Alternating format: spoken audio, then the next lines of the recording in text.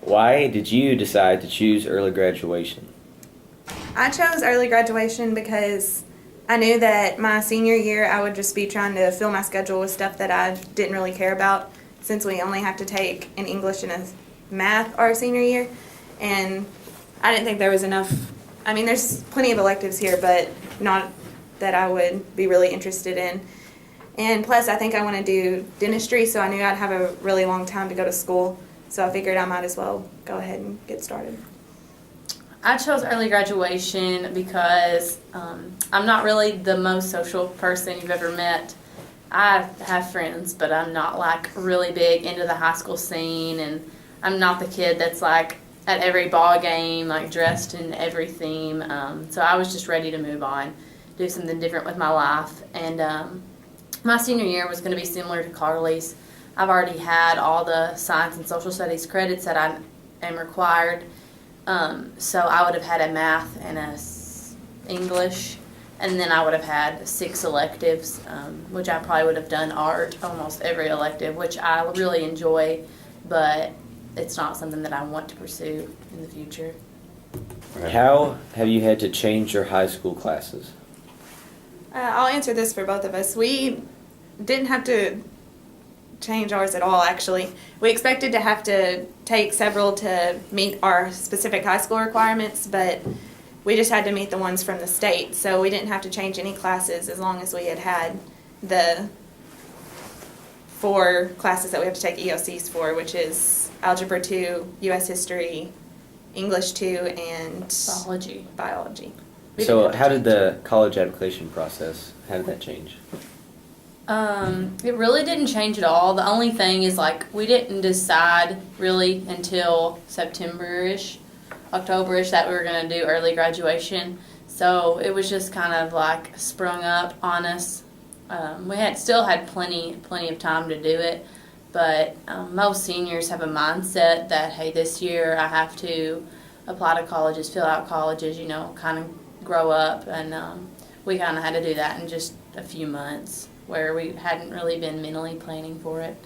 But we are still eligible for all scholarships that any university offers, and the rest of the college application process is the same thing it would be if you were a senior. What counselors or principals did you work with?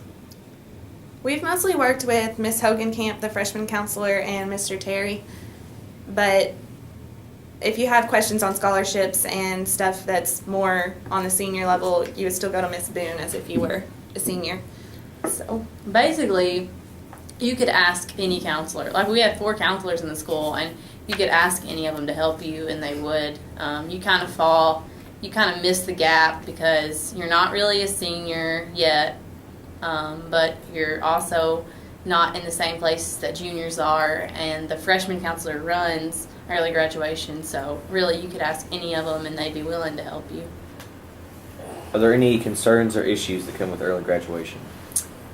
Honestly, there really wasn't many for us, but we were fairly certain that this was something that we wanted to do. You have to make sure that you're ready to graduate a year or 2 years early. You have to make sure that you're mature enough to handle that and handle growing up a little bit faster than everybody else. And you have to make sure that you're ready to apply for colleges and figure out how you're going to live and how you're going to make money and how you're going to pay rent or buy food for yourself. So that was really the only thing that was just kind of like a smack in the face, which it would be for high school seniors too, just a little bit early for early grads.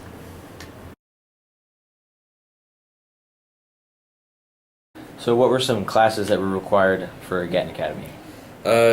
Well, wherever you apply, you have to have taken through Algebra 2. And also, it's recommended that you've taken some advanced science class. But to be competitive, what's really recommended is that you've completed through pre-calculus.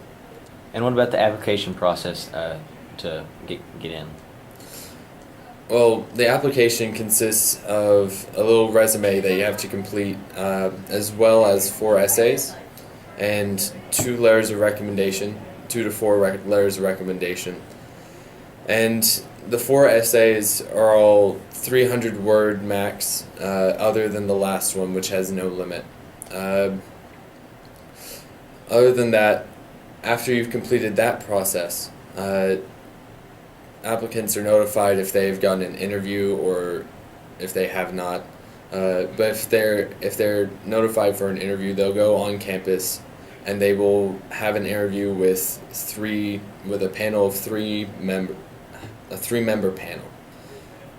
And that'll consist of alumni, staff, just community leaders. And after that, they wait about a week and they notify you whether or not you've been accepted. Do you think this is the best decision? I definitely think it was the best decision. The swim team I was going nowhere with, I may have gotten a small scholarship somewhere. But in all reality, any sports here, most of the time, 9 out of 10 times they're not going to be worth it. The academics definitely outweigh any connections that I had here. And with that in mind, what does your future look like based on your decision? Well, my future will look like I'll probably end up going to a college where I'll be 2 years into college, as all of my classes are college classes. I'll be 2 years into college somewhere. I'll be competitive. I know what it's like to be in college, so I'll be ahead of the game. I'll know how to do research with an undergraduate professor. I know how to finish an application process.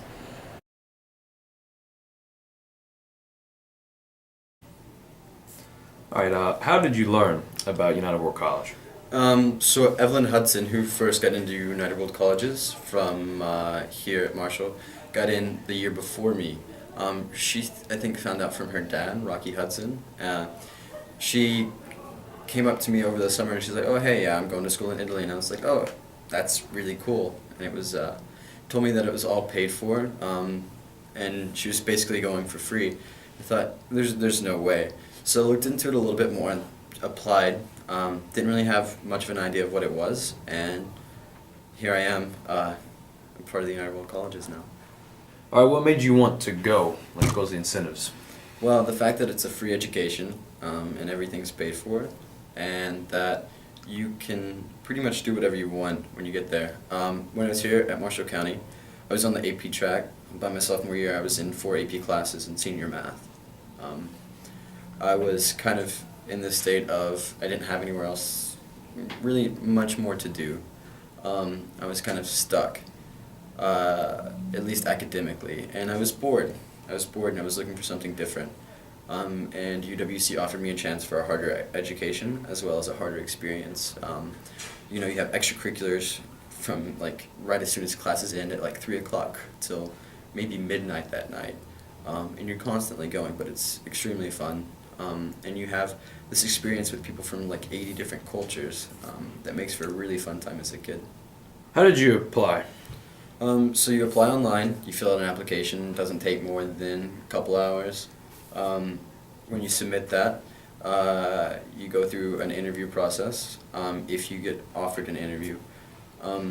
The first interview process is 130 people that are offered interviews, and then it cuts down to 75 that attend in-person interviews.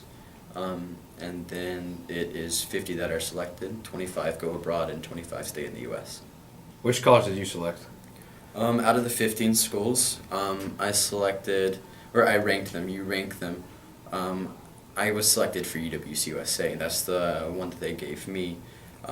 It was either number 5 or number 6 on my list. I had 12 choices at the time. There's been 3 new schools since I've been at UWC during my 2 years. Just to name a couple, there's UWC Pearson in Canada.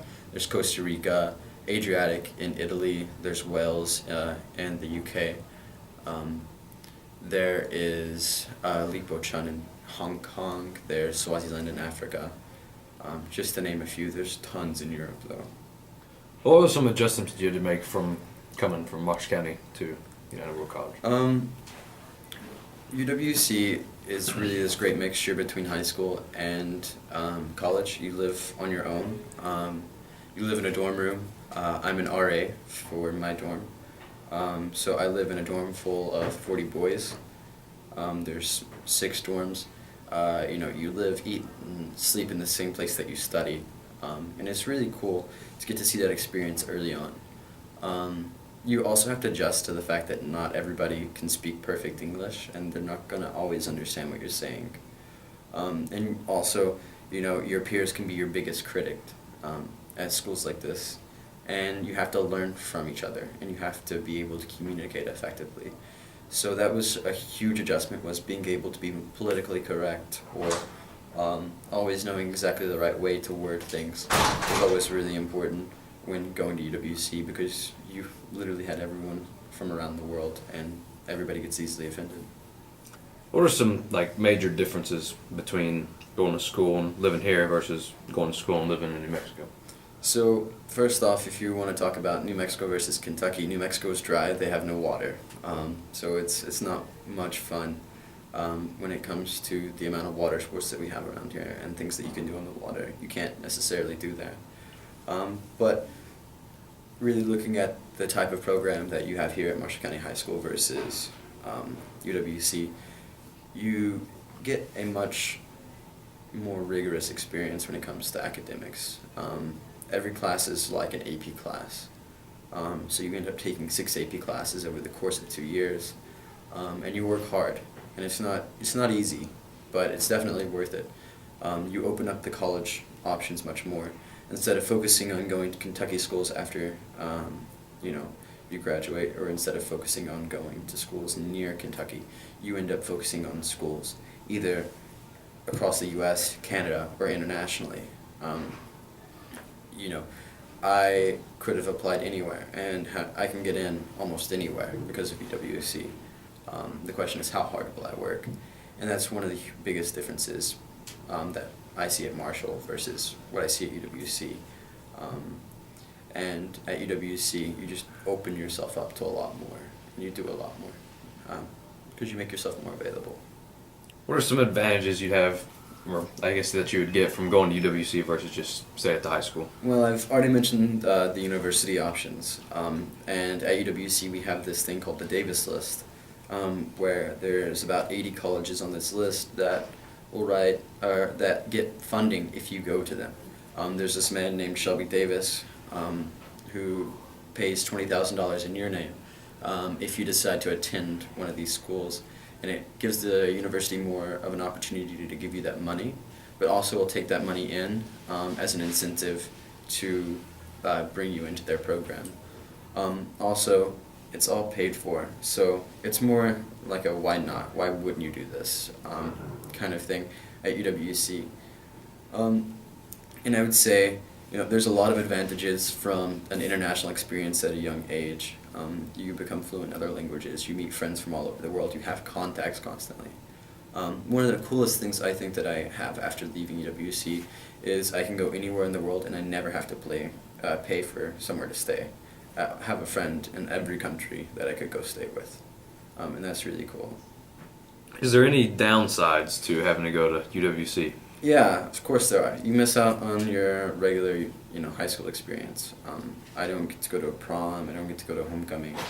I don't also get to really experience the things that a normal high schooler would say at Marshall County High School. I know that my friends get to live a separate life here, and I have grown farther apart from my friends at home, but I've grown much closer to the ones away. It's hard to stay in contact, especially when you're far away and you're busy. Just as my friends are busy here, and I'm also busy in New Mexico. It can be rough and it can be tough, but you have to make that decision. But you do miss out on a high school experience, on a normal, stereotypical high school experience. But in some ways that's okay. In some ways it's really cool to have this international experience where you get to experience something you'll never experience again. All right. Thanks. Thank you very much.